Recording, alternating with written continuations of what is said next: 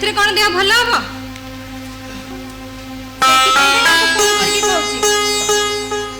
Hello hello हाँ शुणुच जिते कम था शीघ्र डाक्तर को लेकिन आस बापा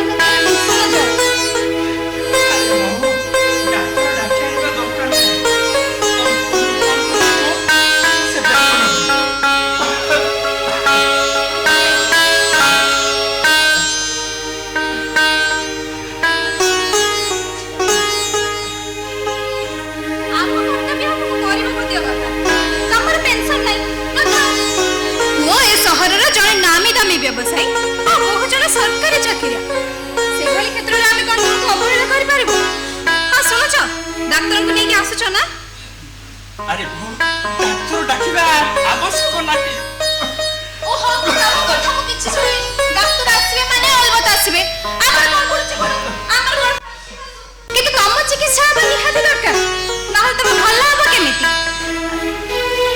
ना कोन करछ बाबा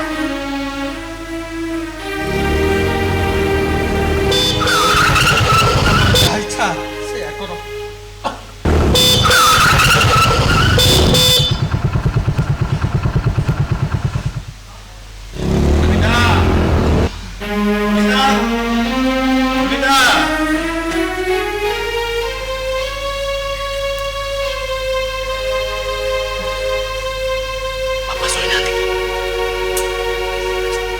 अमिता मत भारी भोक लगे चल चल कौन टे खाइबा दब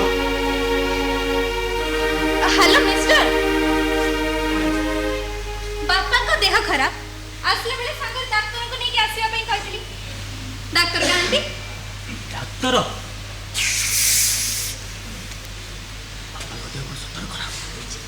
बापा बापा तुम देह कौन सतरे खराब कहीं देखी देखी देखी कौन है नहीं अरे किछि नहीं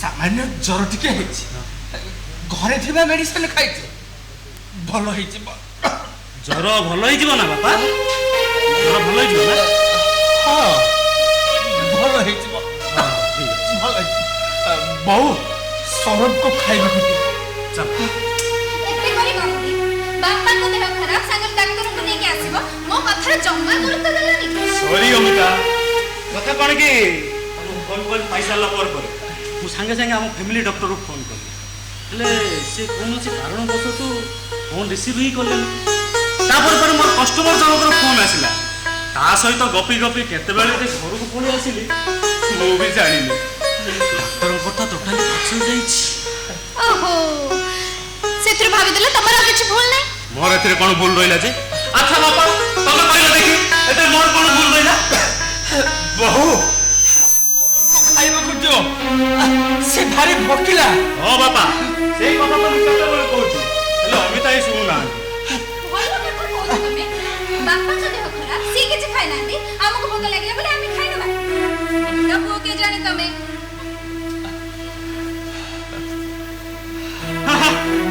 बापा हमको भलो भाବରେ जानिछबी तमे जमा व्यस्त होनी हैला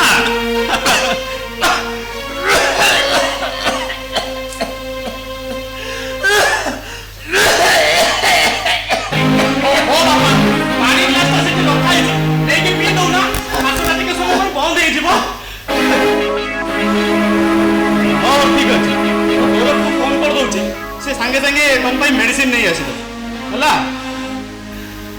वो मेडिसिन ठीक अच्छे जोड़ा ना हेलो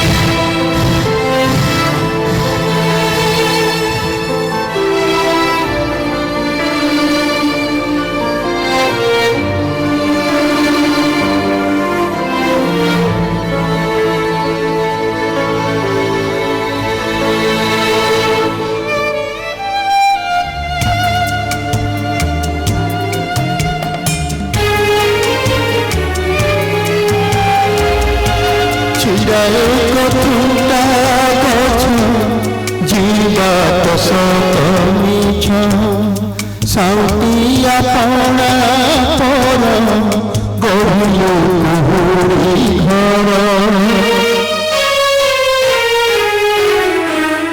छुड़ाए कथुटा गछ जीवा तो सत मिछ साउटिया पणा पर गहिलु कुहुरी घर जड़ुछि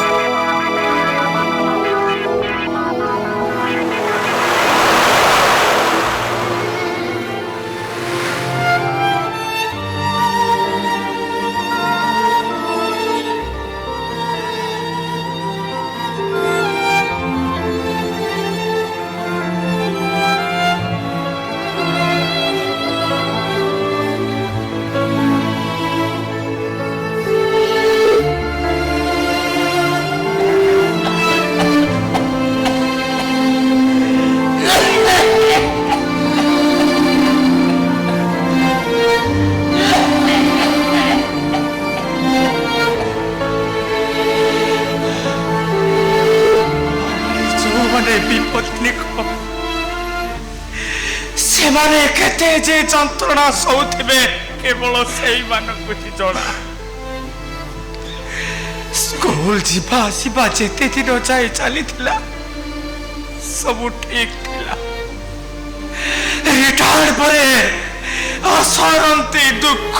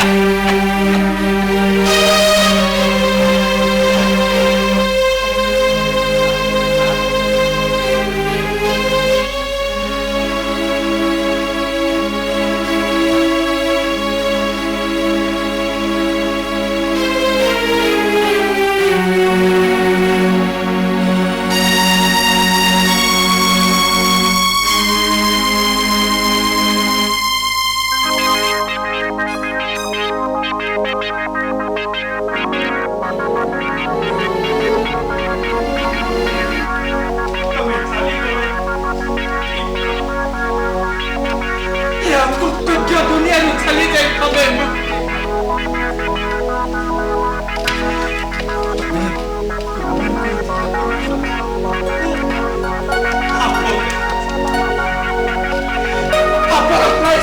ସାଂସାରିକ ଜଞ୍ଜାଳରେ ଏଠି ଭଲ କାମ କଲେ ମିଳେ ତିରସ୍କାର, ଭର୍ସନା, ସସ୍ପେଣ୍ଡ। ବରିଷ୍ଠ ଅଧିକାରୀଙ୍କ ଠାରୁ ଶାସ୍ତି ମିଳେ।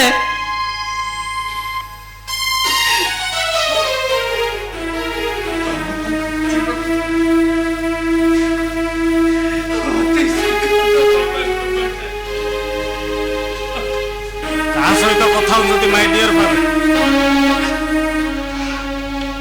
ଆସିଗଲେ ଆଉ ଜଣେ ଅକର୍ତ୍ତବ୍ୟ।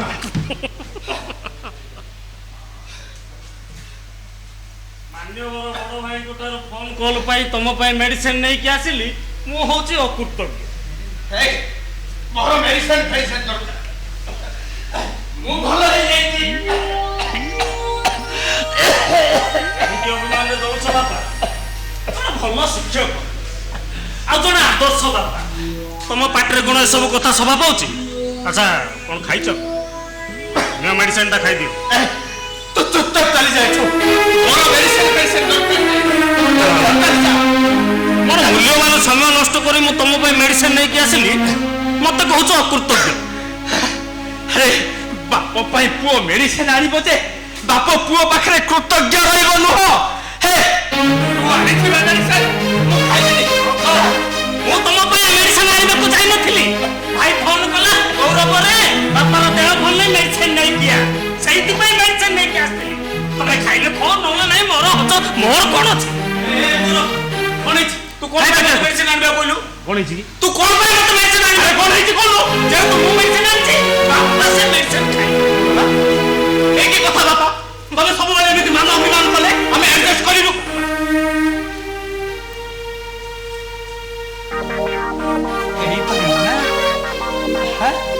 ତାହେଲେ ୟାର ବିକଳ୍ପ କଣ ହେଇପାରେ? ସବୁ ବିକଳ୍ପ ମୋ ପାଖରେ ଅଛି ଯେ ଗ୍ରହଣ କରିପାରିବି। କାହାର ଗ୍ରହଣୀୟ ହେଲା ଭଳି କଥା ତୁ କହିପାରିବୁନି। ମୁଁ ଠିକ ଭଲ ଭାବରେ ଜାଣେ। ଭାଇ ତମେ ବାପା, ତମେ ଯାହା କହିବ ସବୁ ଠିକ। ଆମେ କହିଲେ ସେଇଟା। ଏ ଗୌରବ, ତୁ ଟିକେ ଚୁପ ରହ। ଏମିତି ଯୁକ୍ତି ତର୍କ କାଇଁ କରୁଛୁ? ନାଇଁ ଏମିତି କଥା ଘରେ ମୁଁ ନୂଆରେ କହୁଛି। ନାଇଁ ହଉ ଚାଲ ଖାଇବ ଚାଲ। ମୁଁ ପାଟିରେ ଖାଇକି ଆସିଛି। କଣ ହେଲା? ତମେ ପାଟିରେ ଖାଇବ ବୋଲି ମତେ ଆଗରୁ ଜଣେଇଥିଲେ ନା? କାଇଁ ଆଗରୁ ସବୁଦିନ ଜଣାଉଥିଲି? ନାଇଁ ମୁଁ ଯେବେ ବାହାରେ ଖାଇକି ଆସିଥିଲି ତମକୁ କେବେ ଜଣେଇଛି? ଦେଖୁଛୁ ଦେଖୁଛୁ ସୋର, ଦେଖୁଛୁ ଏ ପିଲାର କି ପ୍ରକାର ବିଶୃଙ୍ଖଳିତ ଆଚରଣ। ଆରେ ଏଇଥିପାଇଁ ଏହାର ଚାଲିଚଳନ ମତେ ଭଲ ଲାଗେନି, ବିଶେଷ କରି ଗୋଟେ ଶୃଙ୍ଖଳିତ ପରିବାର ଭିତରେ।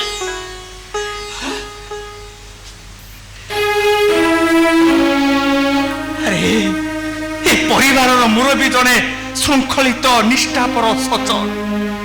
ସେ ସତ୍ୟ ଧର୍ମ ନ୍ୟାୟକୁ ପାଥାଳ କରି ଆଜି ଯାଏ ବଞ୍ଚିଛି। ହେଲେ ତା ନିଜ ଘରେ ଏଇଭଳି ଅଜ୍ଞାନୀ ମାନେ ଦଶା କରନ୍ତି? କାହିଁକି ସମସ୍ତେ ଅଜ୍ଞାନୀ ହେବେ? ଏ ଘରେ ଆଉ କିଏ ଅଜ୍ଞାନୀ ନାହିଁ? ମୁଁ ହଉଛି ଏକା ଅଜ୍ଞାନୀ, ଆଉ ସମସ୍ତେ ଜ୍ଞାନୀ। ଏ ଘର ତୁ ଟିକେ ଚୁପ ରହ, ବହୁତ ଯୁକ୍ତି ତର୍କ କରୁଛୁ।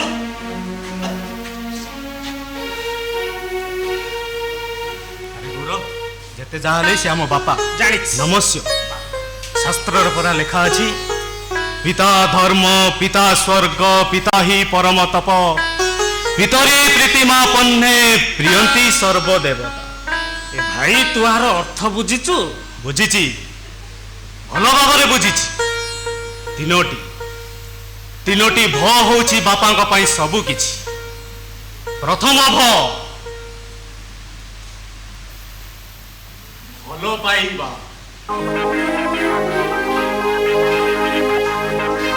ଦ୍ୱିତୀୟ ଭ ଭକ୍ତି କରିବା,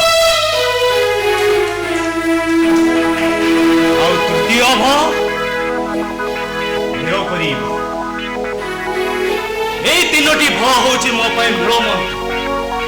ମୋ ଜୀବନର ଶେଷ ରକ୍ତ ବିନ୍ଦୁ ଥିବା ଯାଏ ସେଇ ମନ୍ତ୍ରକୁ ମୁଁ ଚନ୍ଦନ ଟେପା କରି ମଥାରେ ନାଉଥିଲି। ବା ମୋ ଭାଇ ଶ୍ରବଣ କୁମାରର କି ବର୍ଣ୍ଣନା! ଆଉ ଭାଉଜ, ମୋ ଭାଇର ବର୍ଣ୍ଣନାଟା କେମିତି ଲାଗିଲା? ଆଉ ତମ ପାଖରେ ବାପାଙ୍କ ପାଇଁ କିଛି ଗୋଟେ ମନ୍ତ୍ର ଅଛି? ମୋ ପାଖରେ ସେମିତି କିଛି ମନ୍ତ୍ର ନାଇଁ ନାଇଁ ନାଇଁ। ମୋର ତ ଶାଶୁ ନାହାନ୍ତି। ହଁ?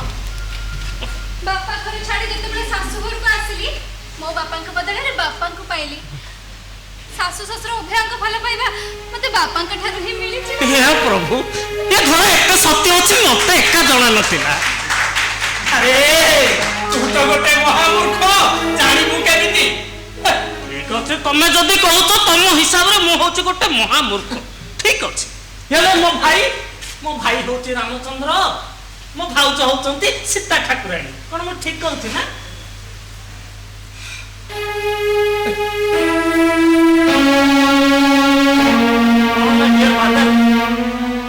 ସାଇଲେଣ୍ଟ କିଛି କହୁନାହାନ୍ତି?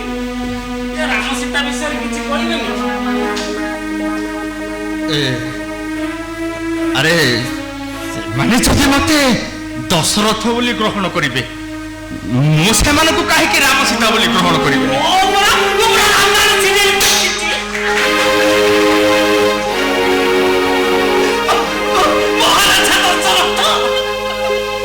ପୁରୁଷୋତ୍ତମ ରାମଚନ୍ଦ୍ର, ମା ସୀତା ଠାକୁରାଣୀ, ନିବିଡ଼ ପ୍ରେମ,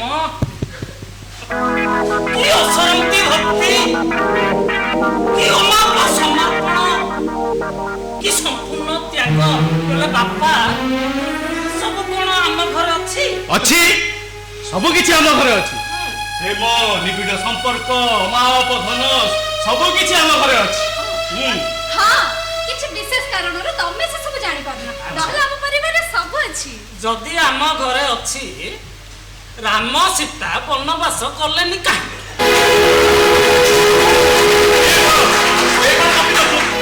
ମାନେ ମୁଁ କଣ କହୁଛି, ମୁଁ ପ୍ରକୃତ କଥାଟା କହୁଛି। ରାମାୟଣରେ ମହାନାୟକ ହଉଛନ୍ତି ରାମଚନ୍ଦ୍ର, ମହାନାୟିକା ହଉଛନ୍ତି ସତୀ ସୀତା।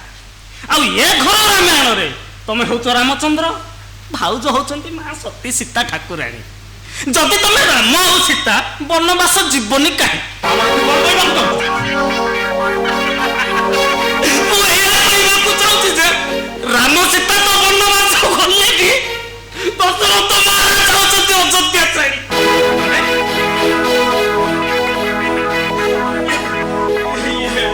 କଣ ପିତାଶ୍ରୀ, ଇଏ ଅଯୋଧ୍ୟା ଛାଡ଼ି ବନବାସ ଯିବାକୁ